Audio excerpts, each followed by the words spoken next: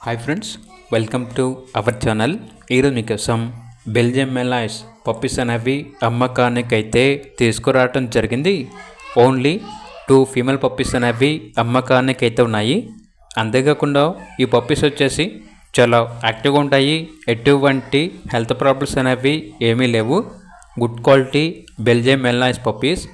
Transportation provide చేస్తారు.